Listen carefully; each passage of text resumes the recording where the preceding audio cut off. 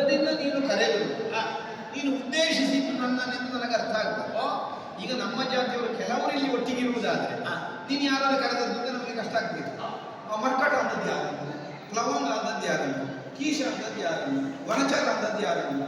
ಈಗ ನೀನು ಏನು ಕರೆದ್ರು ನನ್ನನ್ನೇ, ನೀನು ಬೇರೆ ಯಾರಿಲ್ಲ, ನಾನೊಬ್ಬನೇ ಯಾಕಂದ್ರೆ ಶ್ರೇಷ್ಠ ಭಾಷೆಯಲ್ಲಿ ಮಾತಾಡಬೇಕಿದೆ. ಎಲ್ಲರೂ ಸುಭಾಷಿತಕಾರರೇ ಅಲ್ಲ ಅಂತ ನಾವು ಕೇಳಿದ್ದೆ. ರಾಮನನ್ನು ಕಾಣಲಿಲ್ಲ, ರಾಮನ ಸಹಕಾರವನ್ನು ನೋಡ್ಲಿಲ್ಲ, ಕತೆ ಕೇಳಿದ್ದೇವೆ ಅಂತ ಮೊದಲು ಹೇಳಿದ್ದೆ ನಾನು. ಹಾಗಾಗಿ ಇಷ್ಟು ಚಂದ ಮಾತಾಡಬೇಕಿದ್ರೆ ನೀನು ಅಷ್ಟೇ ಅಲ್ಲ, ಬೇರೆ ಆಗಿರಬೇಕು ಅಂತ ನನ್ನ ಕೈಗೆ ಗೊತ್ತಾಗಿಲ್ಲ. ಇನ್ನು ರಾಮನ ಕಲಿತನದ ನಾವೆಲ್ಲ ರಾಮನ ಮತ್ತೆ ಹೇಳಿದ ಶೈಲಿಯಲ್ಲ. ಈಗ ನೋಡಪ್ಪ, ಅವ ಪರಾಕ್ರಮಿ, ಅವ ಮೊನ್ನ ಆನೆಯನ್ನು ಮಗಚಿದ್ದಾನೆ, ಸಿಂಹದ ಬಾಯಿಗೆ ಕೈ ಹಾಕಿದ್ದಾನೆ, ಕುಳಿಕನೆಂಬ ಸರ್ಪದ ಹಲ್ಲು ತೆಗೆದಿದ್ದಾನೆ. ಹೀಗೆ ಹೇಳುವುದಕ್ಕೂ ಸಿಂಹವನ್ನು ಬೀಳಿಸಿದ್ದಾನೆ, ಸರ್ಪದ ಹಲ್ಲು ತೆಗೆದಿದ್ದಾನೆ ಅಂತ ಹೇಳುವ ದಾಟಿಗೆ ವ್ಯತ್ಯಾಸ ಉಂಟು. ನೀನು ರಾಮನ ವಿಚಾರ ಹೇಳುವಾಗ ಅವ ಪರಾಕ್ರಮ ಸಂಭೂತ ಅಂತ ಪರಿಚಯ ಕೊಡುವುದರ ಬದಲಿಗೆ ಅವನನ್ನು ಬೆದರಿಕೆ ತೋರಿದ ಹಾಗೆ 14 ಲೋಕದಳು ಅತ್ಯುಗ್ರ ಅಂತ ಹೇಳಿದ. ಯಾಕೆಂದ್ರೆ ಯಾವುದೋ ಒಂದು ಅಪಥ್ಯವಾದದ್ದನ್ನು ಒಬ್ಬ ಮಾಡ್ತಾನೆ ಅಂತ ಇಟ್ಟುಕೊಳ್ಳು. ನಿಜವಾಗಿ ಅದು ಅಪಥ್ಯವಾದದ್ದು, ಹಿತಕಾರಿ ಅಲ್ಲ. ಹಿತಕಾರಿ ಹೌದು. ಅಂಥವನನ್ನು ಎಚ್ಚರಿಸಲಿಕ್ಕೆ ಕೇವಲ ಒಂದು ಹೇಳಿಕೆ ಮಾತ್ರ ಸಾಕಾಗೋಯ್ತು. ಅಪಥ್ಯ ತಿರುಬೇಡ, ಇಷ್ಟು ಹೇಳಿದ್ರೆ ಸಾಕಾಗುದಿಲ್ಲ. ಅದನ್ನು ತಿಂದಿಯಾ ಈಗ ಆರೋಗ್ಯ ಹಾಳಾಗ್ತದೆ ನಿನ್ನದ್ದು, ಎಚ್ಚರ ಇರಲಿ. ವಿಷಯ ಅದುವೇ. ಹಾಗಾದರೆ ನಾನು ತೀರಾ ಪಥ್ಯಕರವಾಗಿ ನಿಮಗೆ ಹತ್ತಿರ ಇಲ್ಲ, ಸ್ವಲ್ಪ ಅಪಥ್ಯ ಮಾಡಿದಾಗ ಕಾಣಿಸ್ತದೆ. ನೋಡೋದು ಮತ್ತೆ ಚರ್ಚಿಸುವ. ನಮಗೆ ನೀನು ಅಪಥ್ಯದ ಮಾತಲ್ಲ, ಅಪಥ್ಯವಾದದ್ದನ್ನು ನೀವು ಮಾಡ್ತಾ ಇದ್ದೀರಿ. ಅದಕ್ಕೆ ನಿಮ್ಮನ್ನು ಎಚ್ಚರಿಸಿದ್ದು. ಓಯ್ ಓಯ್ ಓಯ್ ಓಯ್, ಸರಿ ಸರಿ, ಬೆದರಿಕೆ ಈಗ ರಾಮನ ಕಲಿತನದ ಬಗ್ಗೆ ನೀನು ವಿವರಿಸುವುದಕ್ಕೆ ಸಂಪೂರ್ಣ ಸ್ವಲ್ಪ. ಯಾಕಂದ್ರೆ ರಾಮ ಕೇವಲ ಕಲಿಯಲ್ಲ, ಮತ್ತೆ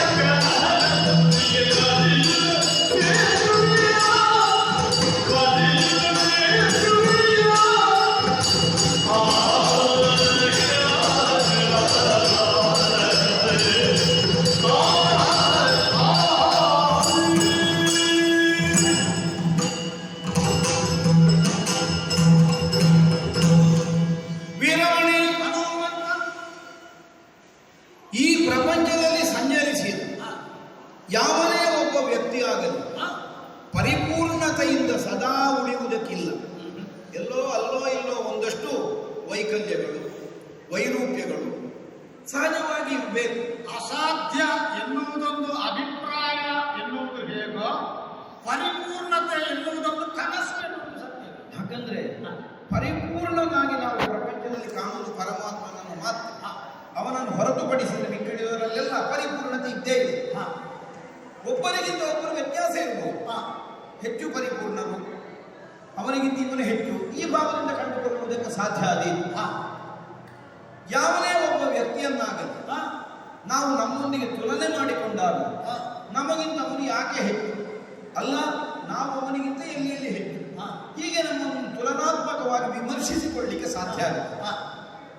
ತುರಗಬಂಧನಾಗಿದೆ, ನನ್ನ ಒಂದು ಹೇಳಿಕೆ ನಿನ್ನ ಅಂತರಂಗಕ್ಕೆ ತಾಗಿರಬೇಕು. ಪ್ರಾಯಶಃ ನಾನು ಹಾಗೆ ಭಾವಿಸ್ತೇನೆ. ಬರಿದೇ ರಣಕಾರಣರಾದಿರಿ. ನಾನು ಹೇಳಿದ್ದದನ್ನು ನನ್ನ ಮಗನಲ್ಲಿ ಬರಿದೇ ರಣ ಯಾಕಪ್ಪ, ತುರಗಬಂಧನವನ್ನು ಮಾಡಿ ಆ ಮೂಲಕವಾಗಿ ಕಾಳಗವನ್ನು ಕೊಡುವುದು ಕ್ಷಾತ್ರ ಸಹಜವಾದ ಪಂಥ ಅಲ್ಲ.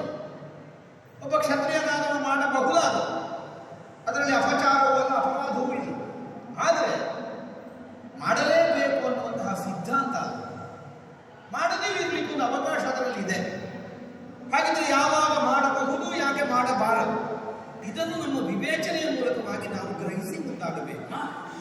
ನೀವು ತುರಗಬಂಧನವನ್ನು ನಡೆಸಿದ್ದರಲ್ಲಿ ಇಷ್ಟು ವಿವೇಚನೆಯನ್ನು ನಡೆಸಿದ ಹಾಗೆ ನನಗೆ ಅನ್ನಿಸದೇ ಇರುವುದರಿಂದ ಸುಮ್ಮನೆ ಕದನ ಕಾರಣರಾದಿರಲಿ ಬೇಕಿತ್ತು. ಒಂದು ಯುದ್ಧವನ್ನೇ ಎಸಗಿದ್ರು, ಬರಬೇಕಾದಂತಹ ಪರಿಣಾಮ ಏನು? ನಮಗದರಲ್ಲಿ ಜಯ ಅಲ್ಲ. ಈಗ ಯಾವುದು ಸೋಲಿಗೆ ಹೋರಾಟ ಮಾಡಲಿಕ್ಕಿಲ್ಲ, ಸೋಲು ಬಂದಿತ್ತು, ಅದು ಆಮೇಲಿನ ಪ್ರಶ್ನೆ. ಆದರೆ ಪೂರ್ಣ ಪ್ರಮಾಣದ ತಾರ್ಕಿಕವಾದಂತಹ ಸಿದ್ಧಾಂತವನ್ನು ಯಾವನಿಗೂ ಕಂಡುಕೊಳ್ಳಲಿಕ್ಕೆ ಮೊದಲಿಗೆ ಬರುವುದಿಲ್ಲ. ಭವಿಷ್ಯ ಎನ್ನುವುದು ನಿಗೂಢ ತರ್ಕದಿಂದ ಕಂಡುಕೊಳ್ಳಿಕ್ಕೆ ಬರ್ತದೆ. ಹೀಗೆ ಹೋದ್ರೆ ಹಾಗೆ, ಹಾಗೆ ಬಂದ್ರೆ ಹೀಗೆ, ತರ್ಕ ಮಾತ್ರ, ಅದು ಸಿದ್ಧಾಂತ ಅಲ್ಲ. ಆದ್ದರಿಂದಲೇ ತರ್ಕವನ್ನು ಅಪ್ರತಿಷ್ಠ ಅನ್ನುವ ಹಾಗೆ ತಿಳಿದವರು ಆಡಿದ್ರು. ತರ್ಕ ಅಪ್ರತಿಷ್ಠ, ಪೂರ್ಣ ಸಿದ್ಧಾಂತವನ್ನು ತರ್ಕದಿಂದ ಕಂಡುಕೊಳ್ಳಿಕ್ಕೆ ಬರುವುದಿಲ್ಲ, ವ್ಯತ್ಯಾಸ ಆಗುವುದಿಲ್ಲ. ಆದರೂ ಮೇಲಿಂದ ಮೇಲಾದರೂ ಒಂದು ಲೆಕ್ಕಾಚಾರ ಬೇಕು. ಹೀಗೆ ಹೇಗಪ್ಪ, ಈಗ ಯಾವುದೇ ಒಂದು ಕೆಲಸ ಕಾರ್ಯ ನಾವು ಆರಂಭಿಸುವುದಿಲ್ಲ. ಈಗ ಅರಸನಾಗಿ ನೀನು ಶಾಸನ ಮಾಡುವ ಅಧಿಕಾರ ನಡೆಸುವ ಅಲ್ವ, ಅಷ್ಟು ಮಂದಿಗಳಿಗೆ ಮನೆ ಕಟ್ಟಿಕೊಡ್ತೇನೆ ಅಂತ ಹೊರಡಬೇಕು ಅಂತಾದ್ರೆ ಅದಕ್ಕೆ ಬೇಕಾದ ಮೂಲದ್ರವ್ಯ ಉಂಟೋ ಇಲ್ವೋ ಅಂತ ಮೊದಲು ನೋಡಬೇಡ. ಅಯ್ಯೋ, ಇಷ್ಟು ಮಂದಿಗಳಿಗೆ ಅನ್ನ ಕೊಡ್ತೇನೆ ಅಂತ ತೀರ್ಮಾನ ಮಾಡಬೇಕು ಅಂತಾದ್ರೆ ಅನ್ನಕ್ಕೆ ಬೇಕಾದಷ್ಟು ದವಸ ಧಾನ್ಯ ಉಂಟೋ ಇಲ್ವೋ ಯೋಚನೆ ಮಾಡಬೇಕು. ಸಿದ್ಧತೆ ಮಾಡದ ಆಹ್ವಾನ ಕೊಟ್ಟು ಇಕ್ಕಟ್ಟಿಗೆ ಸಿಕ್ಕೊಂಡು ಹಾಗಿದ್ರೆ ಪೂರ್ವಭಾವಿಯಾದಂತಹ ಒಂದು ಗಣನೆ ಇಲ್ಲದೆ ನೀವು ಇದಕ್ಕೆ ತೊಡಗಿದ್ರಿ ಅಂತ ನನಗೆ ಕಂಡದ್ದು ಯಾಕೆ ಕೇಳಿದರೆ, ಯಾರ ಎಣಿಕೆಗೂ ಸಿಗಬಹುದಾದ ಮಿತವಾದ ವಿಕ್ರಮ ಅಲ್ಲ ರಾಮನದ್ದು, ಅಲ್ಲವೇ ಅಮಿತ. ಅದನ್ನು ಅಳತೆ ಮಾಡುವುದಕ್ಕೆ ಸಾಧ್ಯ ಇಲ್ಲ. ಅಳತೆ ಮಾಡುವುದಕ್ಕೆ ಸಾಧ್ಯವಿಲ್ಲದೆ ಇದ್ದದನ್ನು ನಾವು ಗುರುತಿಸುವುದು ಹೇಗೆ? ಅಗಾಧ ಅಗಾಧ, ಅದ್ಭುತ, ವಿಸ್ಮಯಕಾರಕವಾದದ್ದು ಅಲ್ಲ. ರಾಮನ ವಿಕ್ರಮವನ್ನು ನಾವು ಅದೇ ಹಂತದಿಂದ ಕಂಡುಕೊಳ್ಳಬೇಕಷ್ಟೇ. ಅಮಿತ ವಿಕ್ರಮ, ಆ ವಿಕ್ರಮಕ್ಕೆ ಮಿತಿ ಇಲ್ಲ, ಏನನ್ನೂ ಮಾಡಬಲ್ಲ, ಎಷ್ಟನ್ನೂ ಸಾಧಿಸಬಲ್ಲ. ಹಾಗೆಂದು ಸದಾಕಾಲ ಅದನ್ನೇ ಮಾಡ್ತಾ ಇರ್ತಾನೆ ಅಂತ ಅರ್ಥ ಅಲ್ಲ. ಅನಿವಾರ್ಯವಾದ ಕಾಲಘಟ್ಟದಲ್ಲಿ ಏನನ್ನಾದರೂ ಮಾಡು, ಅಘಟಿತ ಘಟನಾಪಟು, ಈ ಹೆಸರಿನಿಂದ ಅವರನ್ನು ಗುರುತಿಸುವ ಹಾಗೆ ಅವನದ್ದಾದಂತಹ ವಿಕ್ರಮಾತಿಶಯ ಪ್ರಪಂಚದಲ್ಲಿ ಈಗಾಗಲೇ ಗುರುತಿಸಲ್ಪಟ್ಟಿದೆ ಅಥವಾ ಪ್ರಕಟಿಸಿದ್ದಾರೆ. ಕೇವಲ ವಿಕ್ರಮದಿಂದ ಮಾತ್ರ ಅಲ್ಲ, ಒಬ್ಬ ವ್ಯಕ್ತಿಯ ವ್ಯಕ್ತಿತ್ವ ಸಿದ್ಧವಾಗುವಲ್ಲಿ ವಿಕ್ರಮ ಅನ್ನುವುದು ಶಕ್ತಿಯಲ್ಲಿ ಒಂದು ಮುಖ ಮಾತ್ರ. ಹೌದು, ಒಂದು ಮುಖದಿಂದ ಹಾಗೆ ಬಹುಮುಖದಲ್ಲಿ ಪ್ರಕಟ ಆಗ್ತದೆ ವ್ಯಕ್ತಿತ್ವ ಅನ್ನುವುದು. ಯಾವ ಮುಖದಿಂದ ನೋಡಿದ್ರು ರಾಮನನ್ನು ಮೀರಿಸಬಹುದಾದಂತಹ ಒಂದು ವ್ಯಕ್ತಿತ್ವ ಈಗ ಬಿಡು, ಮೊದಲೂ ಇರಲಿಲ್ಲ ಈ ಭೂಮಿಯಲ್ಲಿ, ಇನ್ನು ಮುಂದೆಯೂ ಬಂದಿತ್ತು ಅನ್ನುವುದಕ್ಕೆ ಯಾವ ವಿಶ್ವಾಸವೂ ಇಲ್ಲ. ನ ಭೂತೋ ನ ಭವಿಷ್ಯ.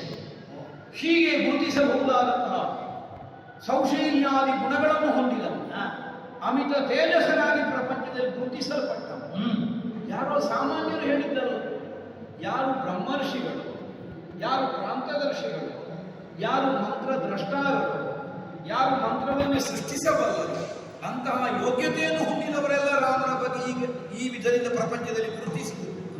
ಅಂತಹ ಯೋಗ್ಯತೆ, ಅಂತಹ ವಿಶೇಷತೆ ಅವನಲ್ಲಿ ನಾವು ಗುರುತಿಸಬಹುದಾದಂತಹ ಸಂದರ್ಭಗಳು ಅನೇಕ ಒದಗಿ ಹೋದವು.